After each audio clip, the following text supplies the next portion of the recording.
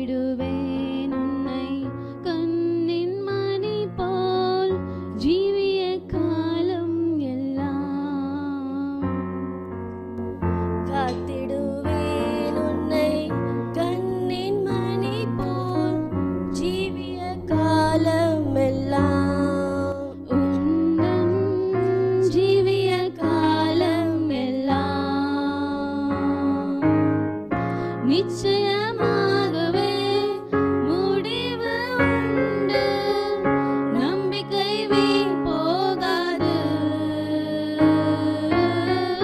நிச்சயமாகவே முடிவு உண்டு. நம்பிக்கை வீண் போகாது. இந்த நாள் நம்முடைய தியானத்துக்காக ஒரு வசனத்தை நான் வாசிக்க விரும்புகிறேன். 2 பேதுருவுக்கு நிருபம் 1ஆம் அதிகாரம் 1ஆம் வசனத்திலே அப்போஸ்தலனாகிய பேதுரு இவ்விதமாய் குறிப்பிடுகிறார். நம்முடைய தேவனும் இரட்சகருமாகிய இயேசு கிறிஸ்து, இயேசு கிறிஸ்துவை நம்முடைய தேவன் என்றும் நம்முடைய இரட்சகராய் இயேசு கிறிஸ்து, இரட்சகர் என்ற வார்த்தையை குறிப்பிடுகிறார். தேவனாகிய இயேசு கிறிஸ்து இந்த உலகத்துக்கு மக்களை ரட்சிப்பதற்காக வந்த உண்மையை இரட்சகர் என்று வெளிப்படுத்தியிருக்கிறார். இயேசு கிறிஸ்து இரட்சகர் என்று புதிய ஏற்பாட்டில் 16 இடத்தில் சொல்லப்பட்டிருக்கிறது. தேவனானவர் இந்த உலகத்திற்கு இரட்சகராக வந்ததை வேதாகமம் விவரித்து கூறுகிறது. இரட்சகர் என்றால் விடுவிக்கிறவர், தப்புவிக்கிறவர் என்ற அர்த்தத்தை காண்பிக்கிறது. இஸ்ரவேல் மக்கள் எகிப்தின் அடிமைத்தனத்தில் தவித்து கொண்டிருக்கையில் அவர்களை விடுவிப்பதற்காக ஆண்டவர் மோசேயை அனுப்பினார். மோசே தேவனுடைய வார்த்தையை கூறி தேவனுடைய அற்புதங்களை அவர்கள் மத்தியில் விளங்கச் செய்து பார்வோனுடைய அடிமைத்தனத்தில் இருந்து அவர்களை விடுதலையாக்கி கொண்டு வந்தார். ஒரு ரிடீமராக இஸ்ரவேல் மக்கள் நடுவில் அனுப்பினார். இங்கே தேவனாகிய இயேசு கிறிஸ்து மக்களை விடுவிப்பதற்காக இந்த உலகத்திற்கு வந்தார். ஆகையால் தான் நம்முடைய தேவனும் நம்முடைய இரட்சகருமாய் இயேசு கிறிஸ்து என்று சொல்லி அப்போஸ்தலனாகிய பேதுரு தேவ ஜனங்களுக்கு எழுதியிருப்பதை பார்க்கிறோம். அன்பானவர்களே, நம் இயேசு ரட்சிக்கிறவர். இயேசு பிறந்தபோது ஒரு தேவதூதன் தோன்றி மெய்ப்பர்களிடத்தில் சொன்ன வார்த்தையை நாம் நன்கு அறிவோம். மெய்ப்பர்களை பார்த்து பயப்படாதீர்கள், எல்லா ஜனத்துக்கும் ஒரு சந்தோஷம் உண்டாக்கும் நல்ல செய்தியை உங்களுக்கு கொண்டு வந்திருக்கிறேன் என்று சொல்லி, கர்த்தராய் இயேசு என்னும் இரட்சகர் தாவீதின் ஊரிலே உங்களுக்காக பிறந்திருக்கிறார். இது ஒரு பெரிய சந்தோஷத்தை உண்டாக்குற செய்தி. இது உங்களுக்கு மட்டுமல்ல, யூதர்களுக்கு மட்டுமல்ல, சகல ஜனங்களுக்கும், உலகத்தில் வாழக்கூடிய அத்தனை மக்களுக்கும் சந்தோஷத்தை உண்டாக்குற நல்ல செய்தி என்று சொல்லி கிறிஸ்துவின் பிறப்பை குறித்து இரட்சகர் பிறந்திருக்கிறார் என்று சொல்வதை வாசிக்கிறோம். யோவான் சுவிசேஷம் 4ஆம் அதிகாரத்தில் சமாரியாவுக்கு செல்வதை பார்க்கிறோம். அங்கே ஒரு பெண் கர்த்தராகிய இயேசு கிறிஸ்துவை அறிந்து கொள்ளுகிறாள். ஆண்டவர் சமாரியாவின் பட்டணத்திற்கு அங்கே செல்லுகிறார். அங்கே அவருடைய போதனை கேட்ட சமாரியர்கள் சொன்ன ஒரு வார்த்தையை யோவான் சுவிசேஷம் 4ஆம் அதிகாரம் 42ஆம் வசனத்திலே, இவர் மெய்யாய் கிறிஸ்துவாகிய உலக இரட்சகர் என்று அறிந்து விசுவாசிக்கிறோம். இயேசுவை குறித்து மெய்யாகவே இவர் கிறிஸ்துவாகிய உலக இரட்சகர். இவர் சமாரியாவுக்கு சென்றிருக்கிறார். அவரை பார்த்து சமாரியர்களுக்கு மட்டுமல்ல, உலக இரட்சகர் என்று அறிந்து விசுவாசிக்கிறோம் என்று அவர்கள் கூறினதை பார்க்கிறோம். அப்போஸ்தலர் நடவடிக்கைகளின் புஸ்தகம் 5ஆம் அதிகாரம் 32ஆம் வசனத்திலே, பேதுருவும் யோவானும் எருசலேம் பட்டணத்தில் கிறிஸ்துவின் நற்செய்தியை பிரசங்கிக்கிறார்கள். அப்பொழுது கிறிஸ்துவை பிரசங்கித்ததற்காக அவர்கள் சிறைச்சாலையில் அடைக்கப்படுகிறார்கள். சனதரின் சங்கத்து தலைவர்களால் பயமுறுத்தி, இந்த கிறிஸ்துவை குறித்து இங்கே நீங்கள் பிரசங்கிக்க கூடாது என்று அறிவிக்கிறார்கள். அப்பொழுது அவர்கள் தைரியமாய் சொல்லுகிற வார்த்தையை அப்போஸ்தலர் நடவடிக்கைகளின் புஸ்தகம் 5ஆம் அதிகாரம் 31ஆம் வசனத்தில், இவரை கர்த்தராகிய இயேசுவை, நாங்கள் பிரசங்கிக்கிற இயேசு கிறிஸ்துவை தேவன் அதிபதியாகவும் இரட்சகராக உயர்த்தியிருக்கிறார். இஸ்ரவேலுக்கு மனம் திரும்புதலையும் பாவ மன்னிப்பையும் அருளுகிறதற்கு இரட்சகராக உயர்த்தியிருக்கிறார் என்று சொல்லி தைரியமாய் சாட்சி கொடுத்ததை நாம் பார்க்கிறோம். அப்போஸ்தலனாகிய பவுல்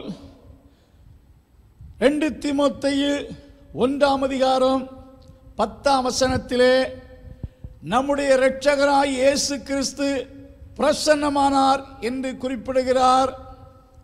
யோவான் அப்போஸ்தலர் 4ஆம் அதிகாரம் 1 யோவான் 4ஆம் அதிகாரம் 14ஆம் வசனத்தை வாசித்து பார்ப்பீர்கள் என்றால், பிதாவானவர் குமாரனை உலக இரட்சகராய் அனுப்பினார் என்று நாங்கள் கண்டு சாட்சியிடுகிறோம்.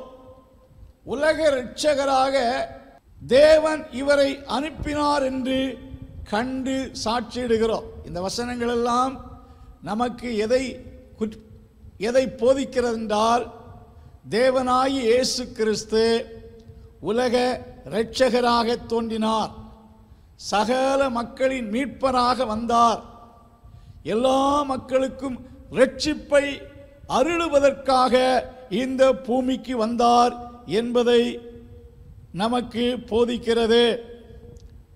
இயேசு கிறிஸ்து மக்களுக்கு என்னென்ன மீட்பை கொடுக்கிறார், எந்த விதமான இரட்சிப்பை அருளுகிறார் என்று சொல்லி ஒரு 5 வார்த்தைகளை உங்களோடு பகிர்ந்து கொள்ள விரும்புகிறோம். முதலாவது, ஆண்டவராய் இயேசு கிறிஸ்து ஒரு மனிதனை பாவத்தின் பிடியிலிருந்து விடுவிக்கிறார். பாவம் என்ற சிறிய எழுத்து ஒரு மனிதனின் சமாதானத்தையும் சந்தோஷத்தையும் கெடுத்து அவன் வாழ்க்கையில் பல பிரச்சனைகளையும் பல மன அழுத்தங்களையும் உண்டாக்கக்கூடிய ஒரு சொல்லாயிருக்கிறது. பாவம் ஒரு மனிதனை சிறைப்படுத்துகிறது.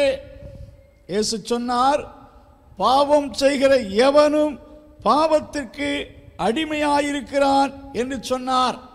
பாவத்தில் இருந்து மனிதன் தன்னைத்தான் விடுவித்துக் கொள்ள முடியாது. பிற மனிதனுடைய உதவியினாலும் ஒரு மனிதன் பாவ பழக்கத்திலிருந்து விடுதலை பெற்றுக் கொள்ள முடியாது. ஒரு மனிதனை பாவத்தின் பிடியில் இருந்து விடுவிக்கிறவரும் தப்புவிக்கிறவரும் கர்த்தராகிய இயேசு கிறிஸ்து ஒருவரே. வேதாகமம் தெளிவாய் சொல்லுகிறது, பாவிகளை இரட்சிக்க கிறிஸ்து இயேசு உலகத்தில் வந்தார். யோவான் சுவிசேஷம் 8ஆம் அதிகாரம் 36ஆம் வசனத்திலே, குமாரன் உங்களை விடுதலையாக்கினால், இயேசு உங்களை விடுதலையாக்கினால் நீங்கள் மெய்யாகவே விடுதலையாவீர்கள் என்று சொல்வதை பார்க்கிறோம். பாவம் ஒரு மனிதனுடைய சந்தோஷத்தை கெடுக்கிறது. ஆகையால் தான் கிறிஸ்துவால் ஒரு மனிதனுடைய வாழ்க்கையில் பாவத்திலிருந்து விடுதலை பெறும்போது அவன் உள்ளத்துக்குள்ளே மகிழ்ச்சி உண்டாக்குறது. அதைத்தான் கிறிஸ்துவின் பிறப்பை குறித்து மிகுந்த சந்தோஷத்தை உண்டாக்கும் நல்ல செய்தியை உங்களுக்கு அறிவிக்கிறேன் என்று சொல்வதை பார்க்கிறோம். அன்பானுள்ளே, ஒரு மனிதனை பாவத்திலிருந்து விடுவிக்க எந்த மத கோட்பாடுகளும், மனுஷர்கள் கொடுக்கக்கூடிய தண்டனைகளும், மனிதர்கள் எடுக்கக்கூடிய முயற்சிகளும், மனிதர்கள் செய்யக்கூடிய பயிற்சிகளும், மனிதர்கள் தங்களுக்கு இருக்கக்கூடிய எந்த விதமான முயற்சிகளாலும் தங்களை தாங்களே விடுவித்துக் கொள்ள முடியாது. இயேசு ஒருவரே மக்களுக்கு இந்த விடுதலை கொடுக்க இந்த உலகத்திற்கு வந்தார். பாவத்தில் இருந்து இயேசு கிறிஸ்து ஒரு மனிதனை ரட்சிக்கிறார். இரண்டாவதாக, ஆண்டவராய் இயேசு கிறிஸ்து ஒரு மனிதனை அவனுக்கு வரவேண்டிய பாவத்தின் தண்டனையில் இருந்து தப்புவிக்கிறார் அல்லது விடுவிக்கிறார்.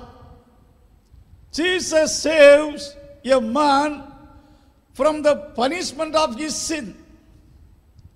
ஒரு மனிதன் தவறு செய்தால் அவன் குற்றங்களுக்கு தண்டனை உண்டு. வேதத்தில் வாசித்து பார்ப்பீர்கள் என்றால், துர்க்கிரியைகளுக்கு தக்க தண்டனை சீக்கிரமாய் நடவாதபடியால் என்று சொல்லப்பட்டிருக்கிறது.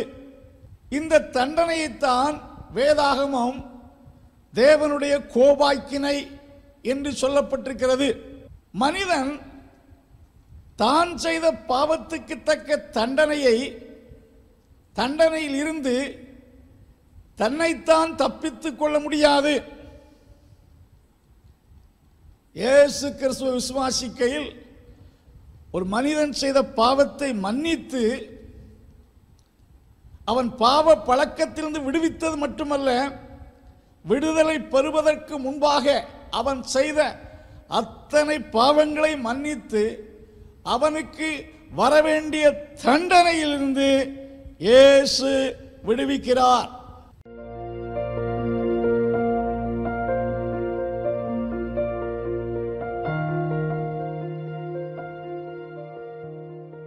அன்புள்ள ஆண்டவரே, இந்த நாளிலே இரட்சகராகிய உம்மை நாங்கள் ஸ்தோத்திரிக்கிறோம். தேவனாகிய நீர் இந்த பூமிக்கு இரட்சிப்பை கொடுக்கும் இரட்சகராக வந்தீர். நீர் கொடுக்கிறதான இரட்சிப்பை பெற்று மகிழ்ச்சியும் சந்தோஷமுள்ளவர்களாய் வாழ வசனத்தை கேட்ட ஒவ்வொருவருக்கும் கர்த்தர் கிருபை செய்யும். இயேசுவின் நாமத்தில் வார்த்தை கேட்ட ஒவ்வொருவரையும் ஆசீர்வதித்தள்ளும். இயேசுவின் நாமத்தில் ஜெபங்கள் நல்ல பிதாவே, ஆமென்.